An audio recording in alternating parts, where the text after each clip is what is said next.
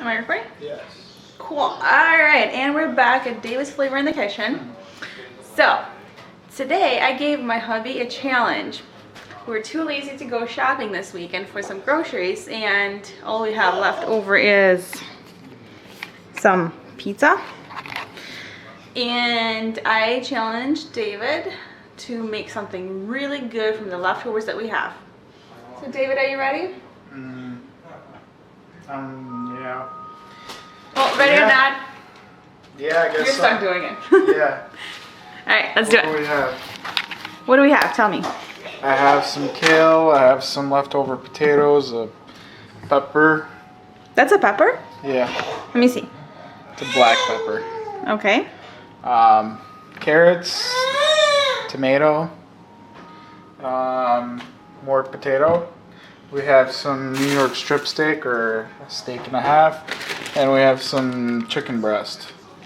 Then we have some red wine that's left over, Okay. and we have seasoning that's we've always had. All right. All right, What are we doing with it? cutting it all up, dice everything. Okay. I'm gonna do that. Let's do it. Alright. Actually, the first thing I'm going to do is I'm going to take oil. And I'm just going to coat the pan. So you're putting a little bit of olive oil? Well, this is not This a is- pan though. It's a baking pan. Are we baking it or frying it? We're baking it. Okay. Should I All start right. the oven? You could preheat it, yeah. What should I start it at? Let's go low and slow. So let's do 275. Let's do bake. And start. Cool. Now, what are you doing with the vegetables? Just dicing it. Okay. And as far as I know, you're doing potatoes in smaller pieces because they take the longest to bake, right? Yep. Okay. So the meat's going to be done way before the potatoes are. That's what you want in smaller pieces. Yeah. Usually I do like quarters or halves. This is even smaller. And I just woke up, so I'm still under that nap spell. Mind you, just woke up at 4:30 p.m. Well, there's a reason why, obviously. Our lovely daughter woke me up at 2 o'clock in the morning and want to go back to sleep for a while. So I stayed up since 2 in the morning,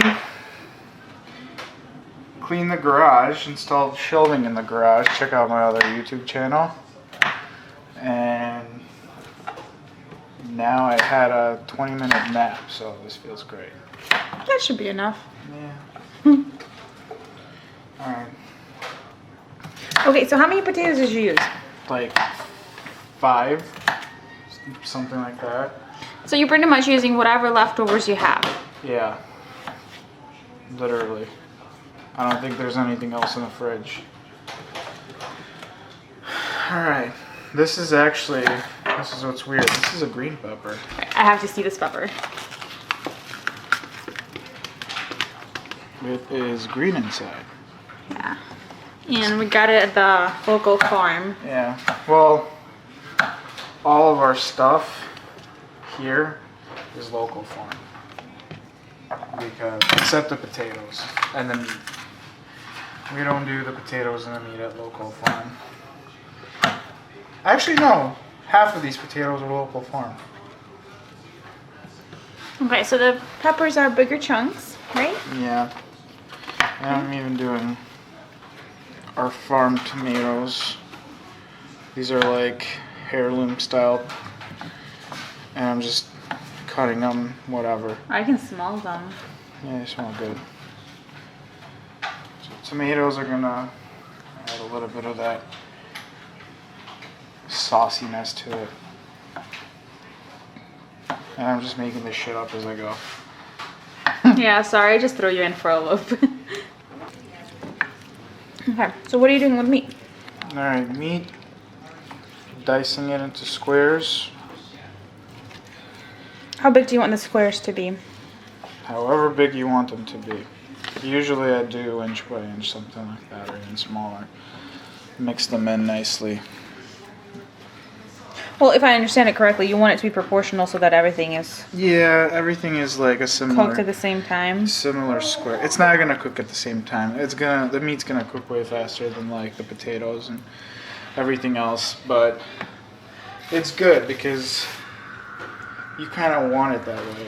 Like for example, if you're using cheaper cuts of beef, you want it to be low and slow because your roast style beef or your the cheaper cuts of beef, they need to simmer in there for a long time at a low heat to be nice and tender and soft. This is going to be a little bit different because we're using New York strip, so it's already going to be kind of tender. And you notice that I'm not pre-cooking the meat or getting that nice brown on the meat first because this is like a one pot does it all. Hey, which makes it easy. Put everything together, pop it in the oven, and do what you need to get done. Exactly. So That's my kind of recipe. The easier the better. Since the meat will be cooked sooner, it will have enough time to absorb all the flavor from other vegetables. Am I doing more beef or is this enough beef? Maybe leave this beef for tomorrow Sure.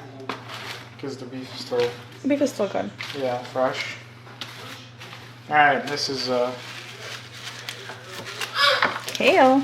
yeah, I hate kale. Whatever way you can find to incorporate the vegetables. Yeah.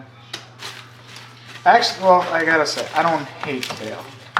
I hate kale in many ways, but certain ways it doesn't bother me that much. Alright, before I put the kale in there, I'm doing a 21 season salute. Okay, this is the best seasoning. I absolutely This love this is- seasoning from Trader Joe's. You can like put it on anything. Like, Onion, zoom in. spices, black pepper, celery, salt, cayenne pepper, cayenne. Okay, there's no Kim Kardashian in here.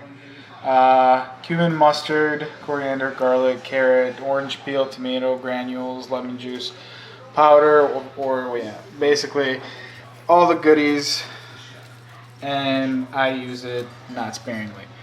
Yeah, if you like flavor, this is a very good spice Paprika. that we go to all the time. This is smoked paprika. Don't be afraid of it. Dump a ton on there. Next, what we're gonna do oregano. A little bit of oregano. Then we're gonna finish this salt off that's in here. We're really finishing everything up. And don't be afraid of salt on this. Really, don't be afraid of salt. Everything will blend together. Everything will be. And then we got our sweet red. Dump it in there. And we don't have enough wine. No problem. We have one leftover bottle of beer. Wine and beer? Yep. That's how we roll. Alright.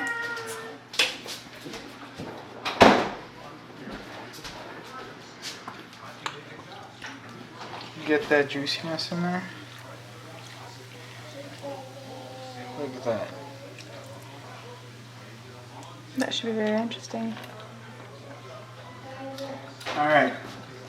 Next. I'm gonna throw garlic in here. Excuse me. Let me see what you're using. I need a spoon.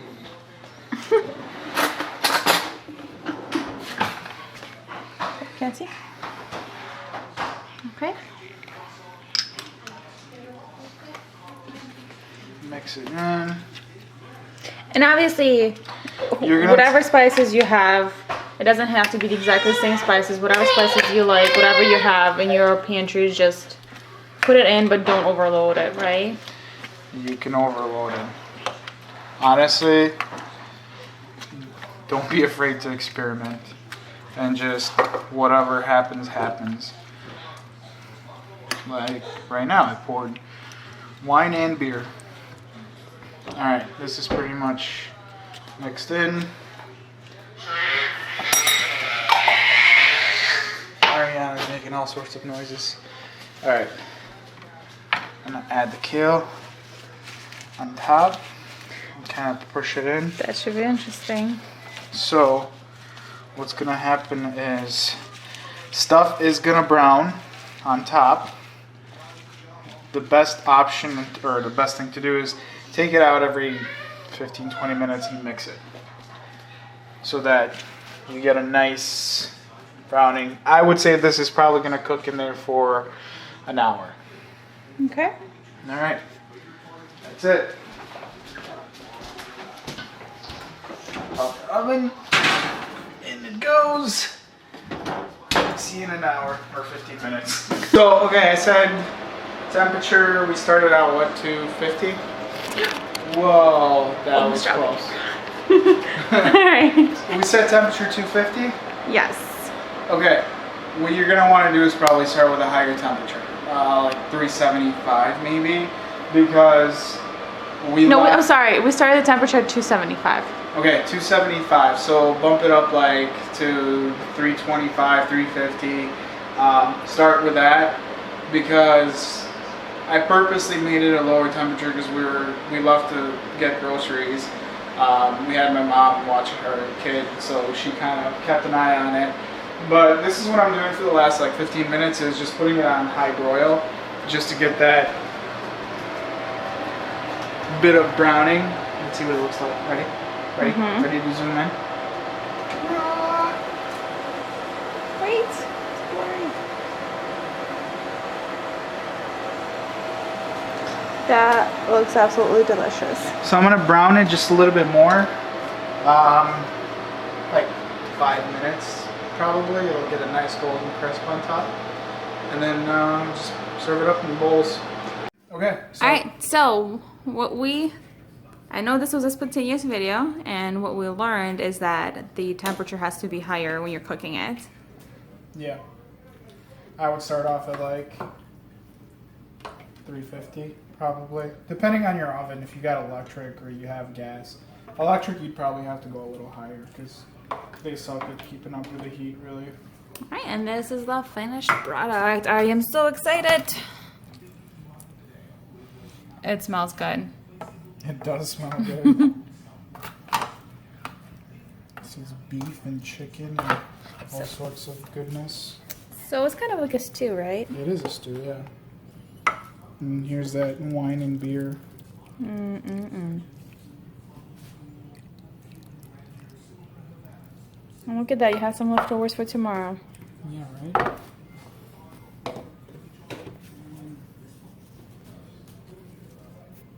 More kale. I know you love kale. There you go. Something out of nothing. Voila. And just to show you what else I have to deal with after food is done. Oh. Pictures? Yes. You have to take pictures of everything? Yes. So when it comes out fresh and nicely cooked and so delicious, I still have to wait. Well, you gotta make it awesome. You gotta get that clickbait for the hungry people.